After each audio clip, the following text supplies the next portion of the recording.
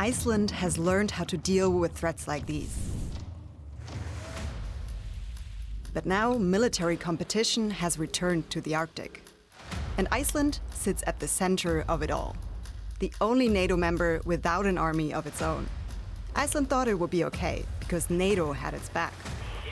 But Donald Trump has put that all in doubt.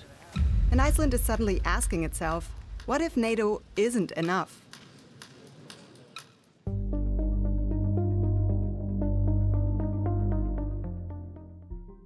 In Iceland, you can literally swim between two continents. But the tectonic plates dividing North America and Europe also make Iceland one of the most volcanically active places on Earth. Anyone who visits Iceland quickly learns to respect the power of nature. But today, another kind of power is threatening the island's security too. There's so much going on both sides of us that we better control what's happening in our own region, in our own backyard.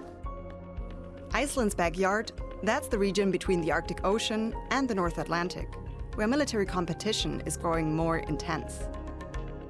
And Greenland is Iceland's closest neighbor.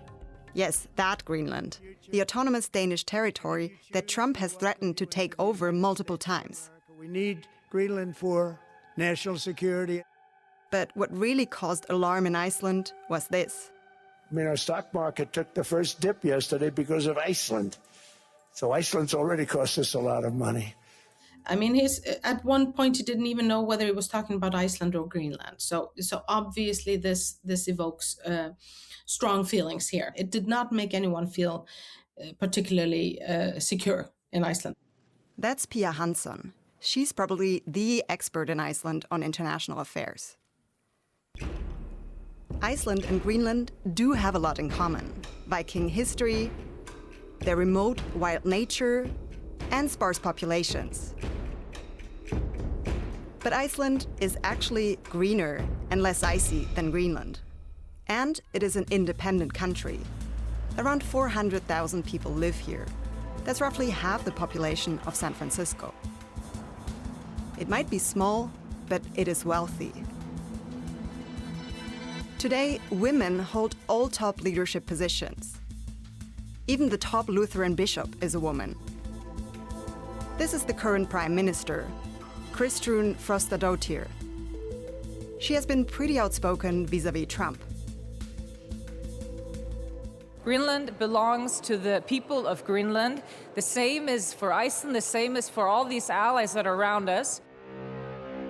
Calling out the US is a balancing act for Iceland. The country has relied on the US for its security because it doesn't have an army. And it didn't think it needed one. You have to also remember how small we were. When Iceland became an independent republic in 1944, around 125,000 people lived on the island.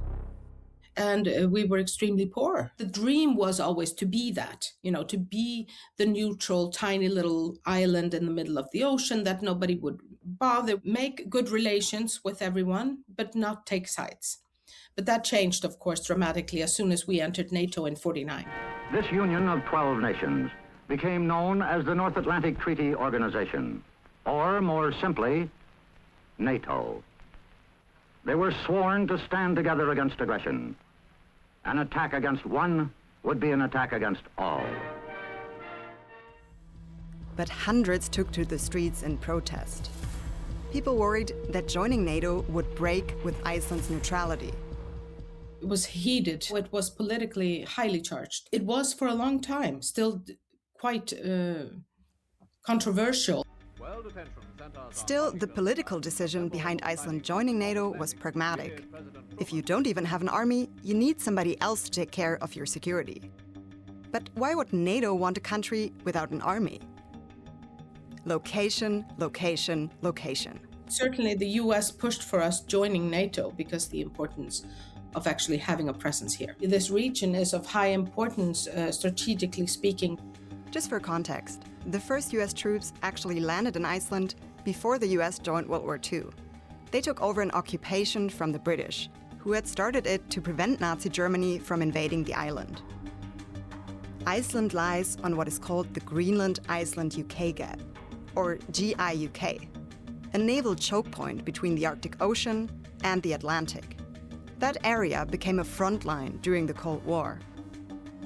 Submarines of the Soviet Union's Northern Fleet, which had its headquarters in Murmansk, relied on the passage through this gap to reach the North Atlantic. An underwater sound surveillance system provided early detection of Soviet submarines. Well, Iceland has historically had a core role as a NATO forward operating base in the Arctic. And that's Neil Melvin. His research focuses on security in the Arctic and the High North. Maritime patrol aircraft like these operated from here, Keflavík airfield. So one of NATO's strategic outposts during the Cold War was in Iceland. It's really like a gigantic aircraft carrier in the middle of the North Atlantic that's unsinkable. Keflavík was used by the US, an arrangement that was part of the defense deal the US and Iceland signed in 1951. And Iceland profited from that partnership. The airbase brought jobs, investment, and infrastructure to the island.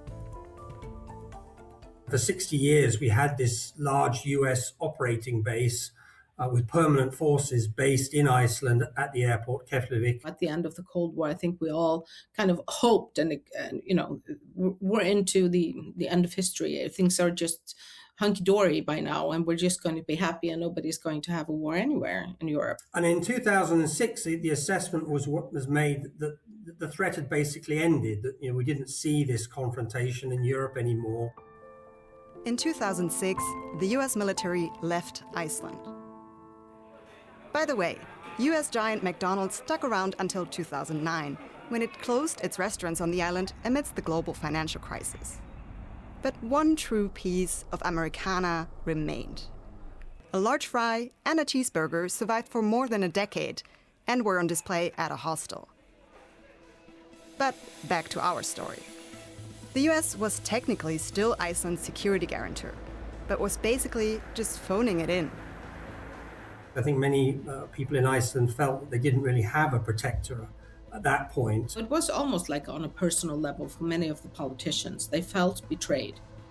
And they tried to negotiate on issues of, at least let us keep a few fighter jets here. Let's, at least have some sort of a presence. The Icelandic Coast Guard eventually took charge of Keflavík.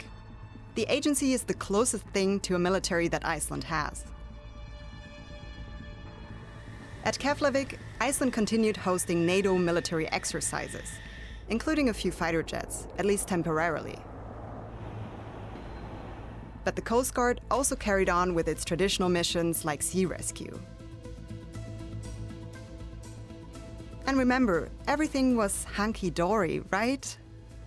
And suddenly the Russians began to show up. In recent years, Russia has been pushing for dominance in the Arctic by revamping its Arctic bases and deploying its military in the region more frequently. As the Arctic environment has become more tense, particularly after Russia's full-scale invasion of Ukraine, Iceland's position has returned in many ways to what it was during the Cold War. Russia is building more nuclear-powered submarines. And guess where they probably have to pass? Yep, through the GIUK gap, just like Soviet submarines did during the Cold War. We've seen, I think, a full circle as regards Iceland's geopolitical significance. And Iceland will probably only become more important, also because of climate change. The melting ice in the Arctic is creating a race for untapped resources. And it opens potential shipping routes, new opportunities for maritime trade. And of course, NATO has also become increasingly active in the Arctic. The US even sent a nuclear-powered attack submarine to Iceland, a historic first. There is a return to hard military competition in the Arctic, and Iceland has become the front line because of that. So it was Iceland's turn to make a move. For the first time ever, it adopted a formal defense policy. Still no army, but a different attitude for sure. All of a sudden, from the issue of talking about defense in Iceland, that was such a taboo, you wouldn't do it, because you were just branded then a complete crazy person that wanted an army and nobody would even talk to you. So I think that was a huge change and a huge shift for us to all of a sudden say, okay, look, obviously we're part of a region now that is really facing a different security environment. And this guy. On top of mixing up Greenland and Iceland, Donald Trump has repeatedly threatened NATO, even with leaving the alliance. You don't want to be noticed by Trump, right? So I think there's a lot of concern with the Icelandic authorities. Not long ago, Iceland reportedly spent less than 0.1% of its GDP on defense-related items, such as equipment for its Coast Guard. Now the government is suddenly aiming for 1.5%. That's the NATO goal. Yes, we are a country without a military, but that doesn't mean we don't have strong defenses and a role to play in NATO. We do our very best to be a strong ally. Iceland tries to be of help without a military. It co-leads the demining coalition that provides equipment and trains Ukrainian soldiers. And Iceland hosts its allies on the island. From Keflavík, NATO pilots patrol the area around Iceland. Its location alone adds value to the alliance. We have a geostrategic importance, and being able to play off that is something that, it's practically the only thing we have, so we might as well use it, right? And it seems to be working. Just listen to NATO chief Mark Rutte. Thank you, Mark. As a country, you are the eyes and ears for many of us in NATO. Your leadership on resilience and civil preparedness is second to none. This is what he means. When volcanic activity threatened the town of Keflavík, Icelandic authorities were able to evacuate the population early. They built barriers to divert the lava flows, ultimately managing to protect a crucial power plant for the region. Being exposed to the raw power of nature in this way has given Iceland a lot of experience in disaster relief and protecting critical infrastructure. I think Iceland is part of this broader Nordic approach to societal resilience, where you could also argue, I think, that in Norway, Finland, Sweden, they have an approach that looks at security which is much wider than sort of tanks and airplanes.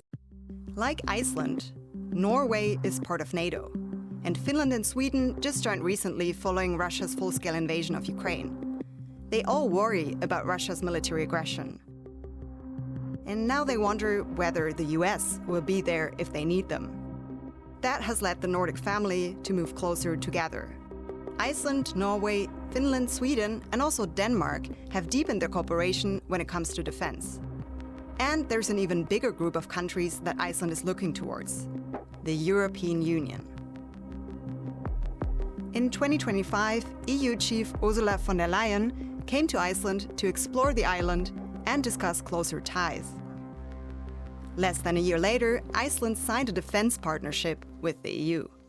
It's trying to find as many different partners and alliances that it can be part of because of the uncertainty about the US and the general direction of NATO. And that partnership could even go deeper if Iceland became a member of the EU. The population is split. People worry about economic disadvantages, for example, when it comes to fishing. For the government, the path towards a potential EU membership is also about security. Just a general sense of being part of a wider group. And so I think that may be one of the benefits that Iceland would feel it has from joining the European Union. There's a little bit of extra protection. We asked Icelanders, would joining the EU give them more security? We looked to America, but I think they are not very reliable now. We should be a part of Europe. We belong to Europe, I believe. We are in NATO. That's clear. That's not going to change. We have many allies with Iceland. Many allies from Iceland that would be ready to step in, probably. But yeah, that's a very big uncertainty at the moment. Iceland is already in a let's say defense alliance with with Europe, and I think that alliance is going to stand. I think Iceland would be safe or equally safe in or out of the European Union. So at the end of the day, the main defense alliance in Europe isn't the EU, it's NATO. And NATO still depends on the US, for now at least, as does Iceland. Despite what President Trump is saying, Iceland is becoming busier and busier with US forces coming through. So Iceland will remain a core US security interest. But because of the Russian threat, the US will continue to be involved in Iceland. I mean, it has to be in its own security perspective. So this means that Iceland now has to negotiate that.